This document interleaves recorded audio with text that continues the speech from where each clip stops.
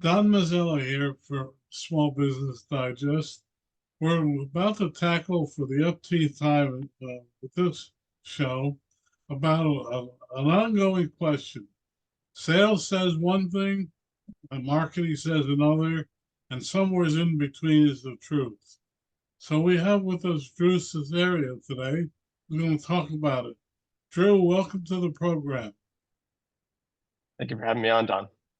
Well, Drew, as we ask all of our guests, first tell us a little bit about yourself, then about what your company does, and finally, where people can learn more. Sure. I'll just quickly kind of explain my background. My initial work out of college was doing email marketing for an agency. My clients were Target, National Geographic. I'm dating myself a little bit, but Circuit City. And I really learned at the in 2007, and really kind of the beginning of the investment of like digital marketing, how to get the biggest ROI out of creating personalization. And that foundational knowledge has served me well throughout my transition into sales. And I worked mostly across wine and spirits for the course of my career, selling wine on premise across New York to large spirits companies like Pernod Ricard and Bacardi, and then eventually started creating brands and sales and marketing teams in the cannabis industry. And that has allowed me across California a lot of experience in managing the challenge that we're discussing today, which is, how do you get the alignment across sales and marketing to ensure that the engine of the business is running. And I right now run a business called, and have founded a business called Botanical.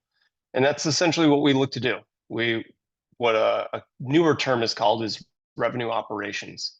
And that is the alignment and really the systematic approach of building a machine around sales, marketing, and customer success to ensure that the business as a whole is totally unified and you can create predictable revenue based on structuring the responsibilities of the team, the incentives of your teams, and infusing that with technology that makes their lives easy.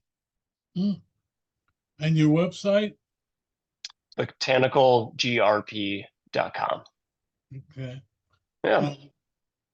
Well, now you've set out a very difficult task. Tell us first some of the issues you've identified, and then how you would solve some of them. Sure. I could kind of really start by saying like marketing. I think marketing is typically the punching bag for budgetary constraints and is the punching bag for sales. It's an easy scapegoat. They're typically expensive talent, and in order to do their job successfully, they spend a lot of money. And so it's an easy line item to come under fire. In fact, from a C-suite perspective, CMOs have the highest turnover. And so it's not surprising that you see companies like even UPS globally get rid of their CMO positions. And I think that that's not because of necessarily the talent density within the CMO position.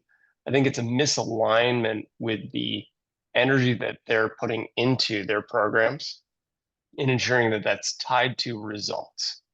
I think the reason that people are now focusing a lot more on revenue holistically versus, let's say, channeled, like per department sales and marketing, is that we need to take a lot more holistic approach to evaluating where you're investing your money. And so I think to kind of answer your question, I really look initially at like what's happening in the marketing teams and what they're being held accountable for, and are they aware of what's actually happening with their customers? I think it's very easy. And by design, I think a lot of jobs for marketing people end up being behind desks. And the truth is that they need to get their hands dirty and have direct customer interactions, which is why sales can so easily, point out the disconnection that marketing can have, because sales has those direct relationships with their customers, and those conversations aren't happening with the marketing departments. So it sounds extreme, but I actually, at one of my previous roles, I actually did a field trip for my marketing team before I ended up taking over the marketing team. And as the head of sales, I put people on a bus and we went around and we met individual customers and both the retailers and our individual consumers as well. And so building a connection and ideally an intimate connection between what marketing does and tying that to the responsibility of a return on spend is is elusive, but is really a worthwhile investment. And that can save their jobs and allows you to get more uh, return as a result of them having an intimate understanding of the challenges that your customer that you're serving is experiencing, that your product or service addresses. Yeah, but to me, marketing means identifying who can possibly buy your product, and a salesman, his job is to convince that person to buy your product. If marketing does its job, the salesman will have the leads. But if they're not doing the job, the leads aren't there. Yeah, That, I think that you bring up a good point. It's certainly marketing's responsibility to bring leads, but I think it's marketing's responsibility. I would even drill down a little bit further to say qualified leads, um, making sure that certainly there's a addressable demographic or that your product or service addresses, and this is the population, and this is what they look like, and they have a buyer persona, and they've done that work.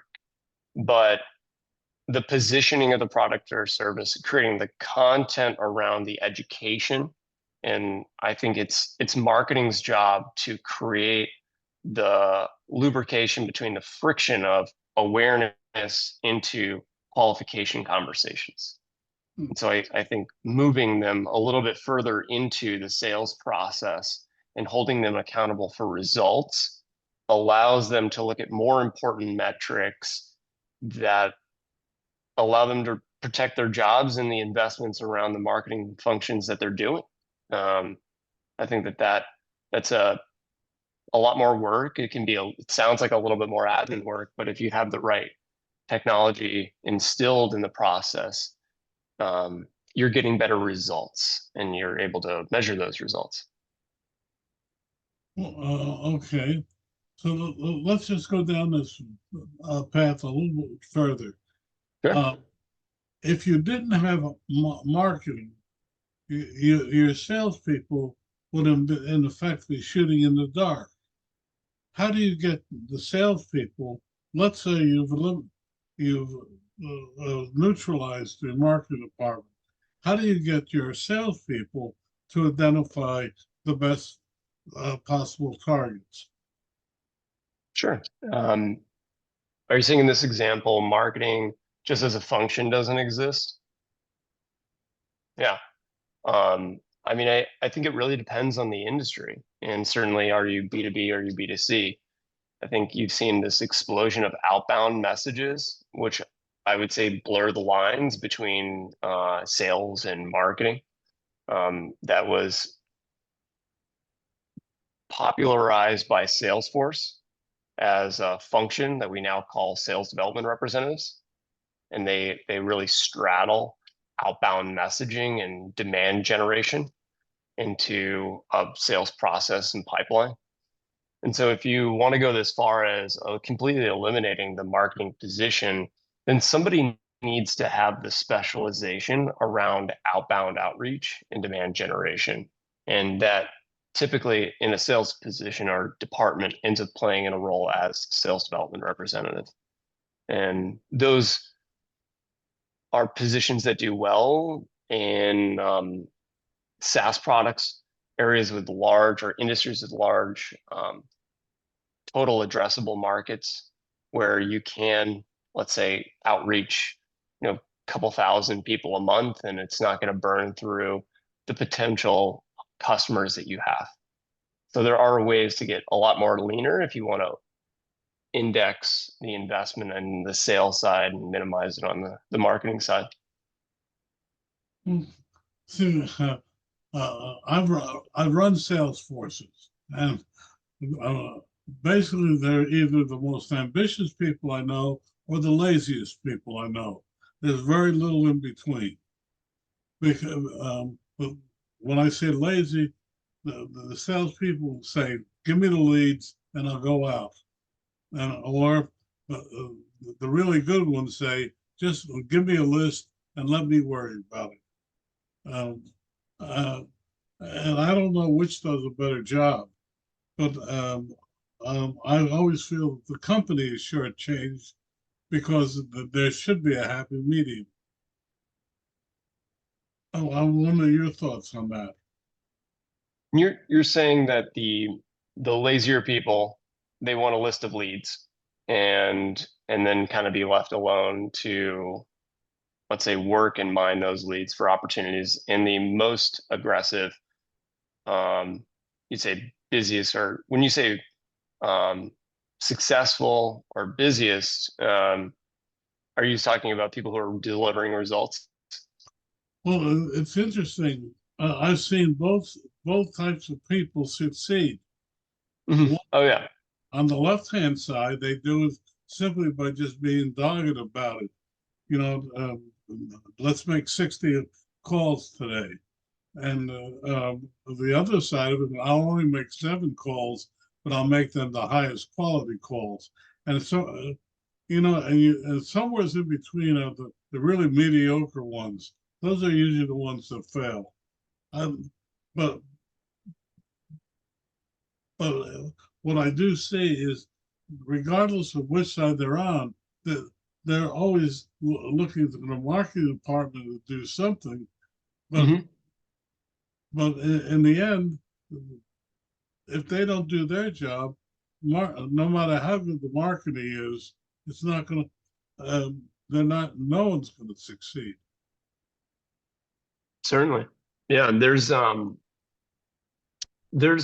matrix I've seen a lot of outlets, and I use it as a template with some of my customers called the persona, pain, um, feature, content matrix. And it's a lot, but essentially follow me along. Like, you have a buyer persona that your target product or service is addressing. This is kind of who they are, what they typically, the titles that they typically have, and what are their concerns in those roles. So, for example, I'm a fractional CRO for a company called E6PR, and we make out of compost recyclable canning rings or compostable canning rings. So we're completely removing plastic, and we have a compostable solution that biodegrades in 13 weeks.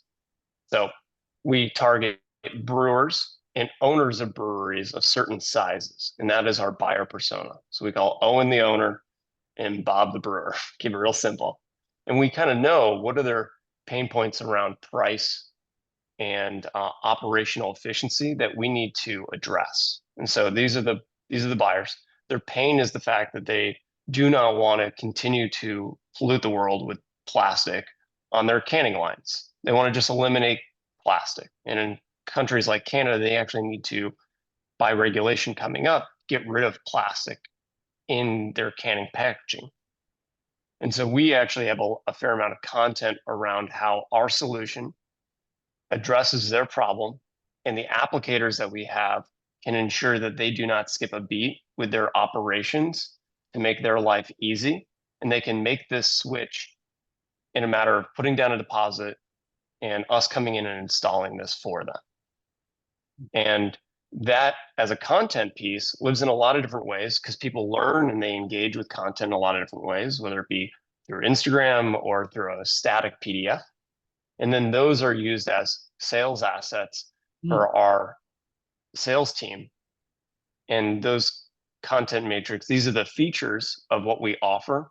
And then those are used as content for our sales team that our marketing team is dependent on developing and always refining for our different buyer personas.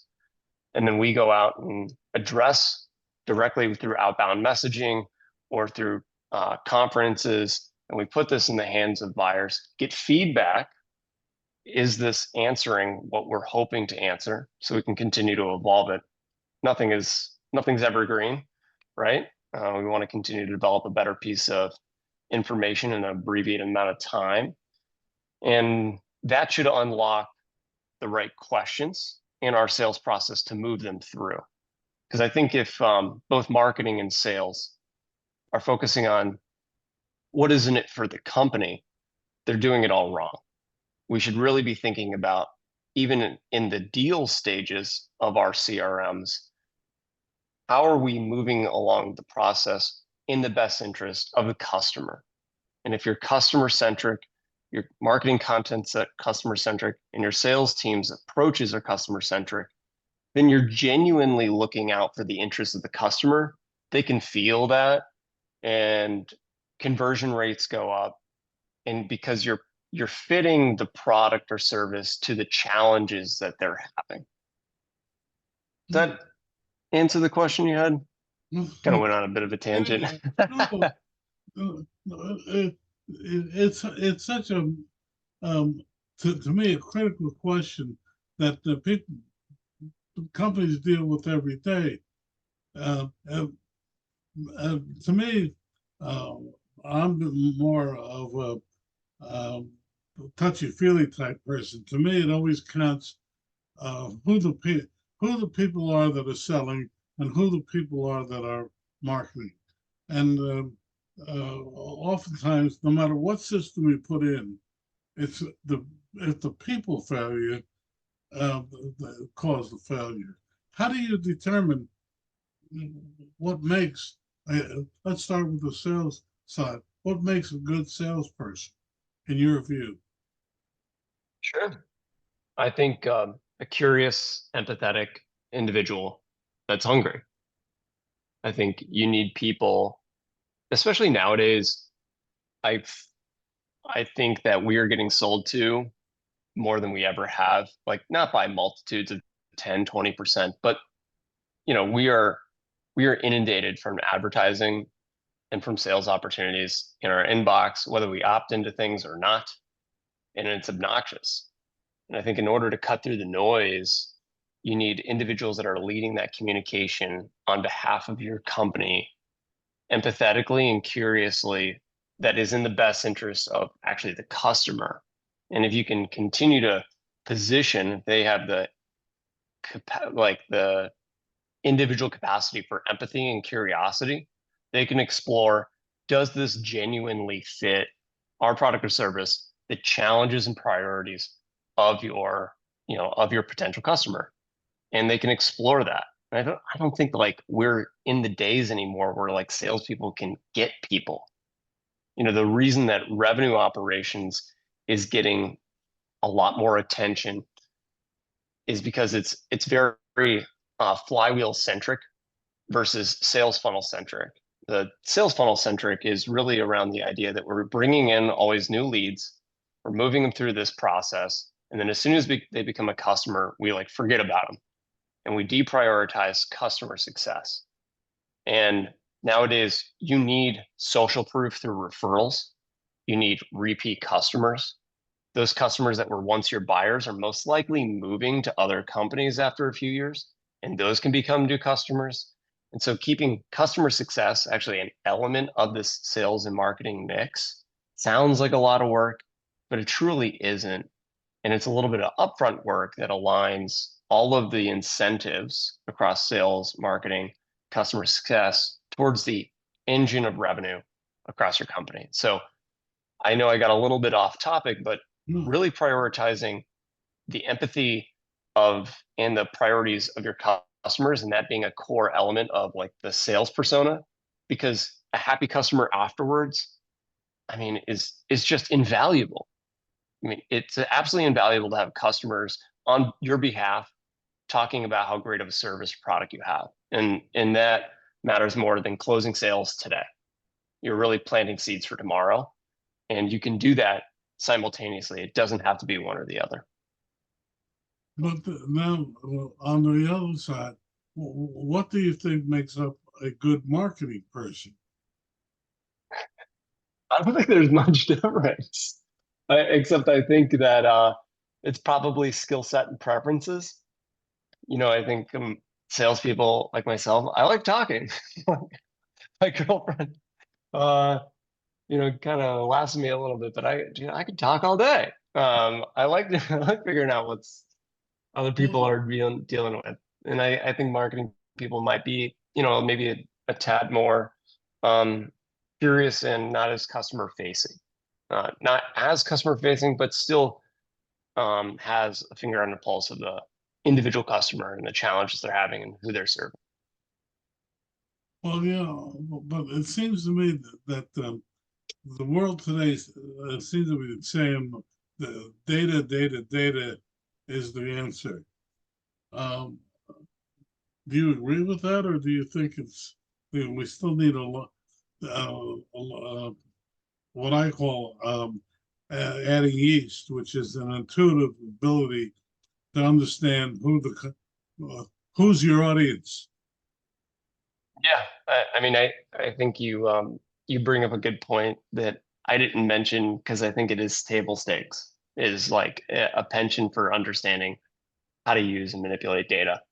Um, Marketers absolutely have to get their hands dirty and look at trend lines and build even like the technology that they're using to understand the trend lines that they're using.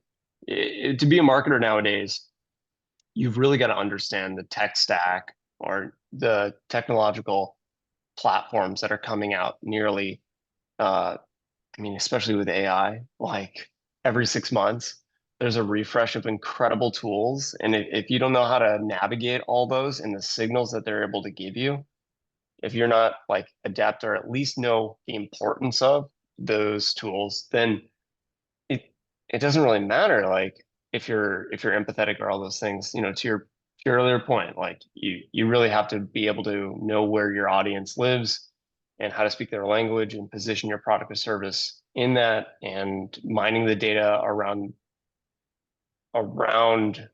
open rates, click-through rates, if it's email, or how long your attention is going to get of advertising on TikTok, whatever it may be. Data is a cornerstone. Well, we have just a couple of minutes left, but let me ask you this question. Um, you've got all this data coming in. You've got giving you an awful lot of information. Some people say now there's too much information. Uh, what do you think are the two or three key factors that you should look at with this new information that you share with your sales force? I mean, you can't share everything with them. What do you think you should be sharing with your sales force? And creating dashboards inside of the platforms that you're using that it, I guess to answer it briefly, it's data visualization. Like data visualization around really interesting things that you're collecting, that are indicators of interest, are important. And having that available to anyone in the company, having that transparency, there's no reason to hide that stuff, is like really incredible. So um, I would say being specific around the metrics themselves, it really depends on where you're investing in the marketing channels that you choose as a priority. So I wouldn't be able to give specifics because it's just so tailored to the individual company and what they see as the channels that work for them. But I would say that having weekly stand-ups around what marketing's doing, and are at least like asynchronous videos on Loom of marketing's meetings and what they're seeing and the insights that they're providing, and providing that as available video links for the sales team to understand what marketing is doing. That kind of transparency is costless, and that can illuminate more dialogue around what is the sales team seeing, what's the marketing team seeing, and how do they best serve the positioning of the product or service.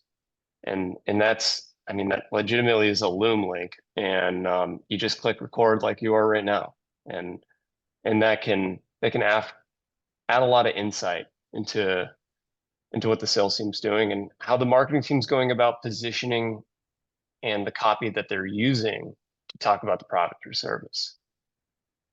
Drew, your website again for people who want to learn more? Sure. It's botanicalgrp.com. And you can find me on LinkedIn as well as Drew Cesario, Cesario. Thank you for having me on. Well, we have just 1 minute left. What would you like to leave our audience with? Do what matters to you.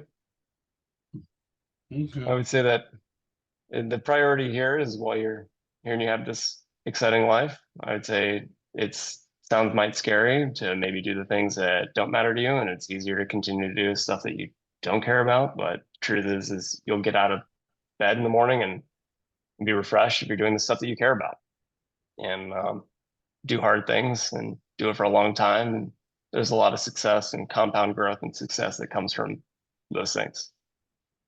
You've had the last word. Thank you so much, Drew. Thanks, Doc. Have a great one.